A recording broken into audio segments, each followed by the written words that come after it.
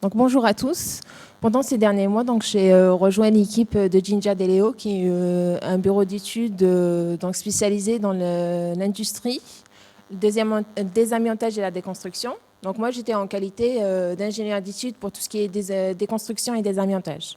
Donc j'ai pu effectuer plusieurs opérations, donc dans la rénovation, dans la déconstruction partielle ou la démolition totale des bâtiments.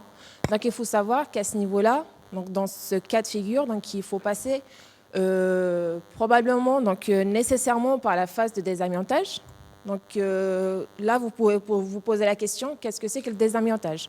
Donc pour comprendre le désamiantage, je vais vous expliquer qu'est-ce que c'est que l'amiante. Donc l'amiante, c'est un matériau donc résistant et aussi c'est un très bon isolant, c'est un très bon isolant, mais à partir donc c'est un isolant, mais à partir de 1997, donc il a été interdit en France pour des causes, donc premièrement pour des causes de santé, Donc moi, en tant qu'ingénieur d'études dans la maîtrise d'œuvre, donc j'ai eu plusieurs opérations. Donc dans un premier temps, donc la phase études, donc où j'ai effectué plusieurs données, donc que ce soit les études par rapport à tout ce qui est diagnostic déchets, donc déchets, diagnostic amiante et diagnostic plan. Par la suite, donc il y a l'étape où l'estimation budgétaire des travaux, et pour finir, tout le dossier de consultation des entreprises afin de choisir la meilleure. Donc probablement, donc la logique des choses. Par la suite, donc vient l'étape de la consultation des entreprises. Donc là, on choisit l'entreprise adéquate à ce projet.